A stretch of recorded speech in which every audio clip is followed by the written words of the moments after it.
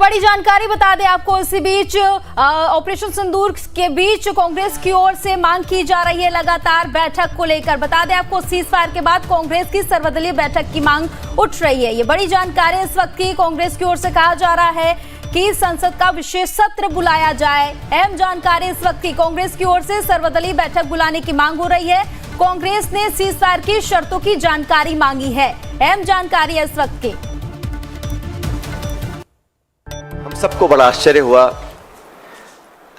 जब cease fire की जो घोषणा है वो अमेरिकी राष्ट्रपति ने करी। भारत और पाकिस्तान के बीच जो मसला है उसका अंतर्राष्ट्रीयकरण करने का जो एक ये नया कदम हम लोगों ने देखा है, ये बहुत आश्चर्यजनक है। और कांग्रेस पार्टी बहुत लंबे समय से इस मांग को करती आई है कि हम लोगों को पार्लियामेंट का एक विशेष सत्र बुलाना चाहिए। और इस पर ज्यादा जानकारी के लिए हमारे साथ खुशबू सिंह जुड़ चुके हैं। खुशबू, देखिए किस तरह से हम लगातार पूरे मामले पर नजर बनाए हुए हैं। अब इस पूरे मामले पर कांग्रेस की ओर से सर्वदलीय बैठक बुलाई जा रही है, क्या कुछ जानकारी है, क्या कुछ कहा जा रहा है और कांग्रेसी नेताओं की ओर से? जी बिल्कुल नेहा, बुलाई नहीं जा रही है, मांग की जा रही है सर्वदलीय बैठक की। साथ ही साथ पार्लियामेंट के स्पेशल सेशन की भी मांग की जा रही है। जो राज्यसभा के नेता प्रतिपक्ष मल्लिकार्जुन खड़गे, उसके साथ ही साथ लोकसभा के जो नेता प्रतिपक्ष राहुल गांधी हैं, दोनों ने पीएम को पत्र लिखा है। पत्र लिख के मांग किया गया है कि स्पेशल सेशन हो।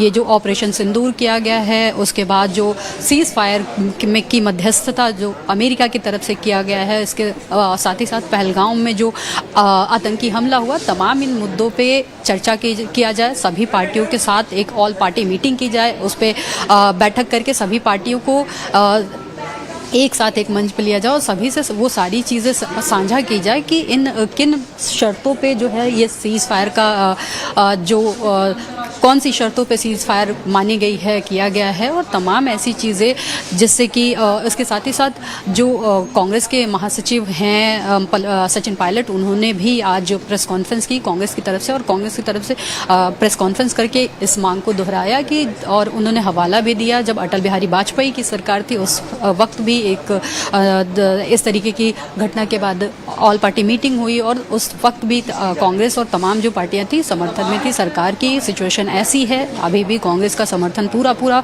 सरकार के साथ है। साथ ही साथ उनको अपनी सेनाओं पे पूरा भरोसा है और गर्व भी है। तमाम ऐसी बातें दोहराई गई कि किसी तरीके का कोई भी सवाल पार्टी की तरफ से अपनी सेना पे नहीं उठाया जा रहा है। तीनों सेनाओं पे पूरा गर्व है और साथ ही साथ उन पे भरोसा है कि किसी भी तरीके का सेना जो भी चीज़ें कर रही है शौर्य और पराक्रम का अपने परिचय दे रही है। लेकिन सरकार से मांग ये रखी जा रही है कि जिस तरीके से सीज फायर की घोषणा जो ट्रंप ने की सोशल मीडिया के माध्यम से, एक तो कश्मीर और भारत पाकिस्तान का मुद्दा जो है वो बायलैटरल माना जाता है। इसमें किसी भी तीसरे देश का हस्तक्षेप नहीं हो सकता है। भारत पाकिस्तान आपस में ही आज तक निपटाते आए हैं। लेकिन इस बार क्या कंडीशन रही हैं, क्या ऐसी शर्तें रही हैं कि ये जो घोषणा है अमेरिका के राष्ट्रपति ट्रंप जो सोशल मीडिया के माध्यम से कर रहे हैं, क्या शर्त रखी गई है इसमें, क्या कुछ कारण रहा है, इन तमाम चीज़ों पे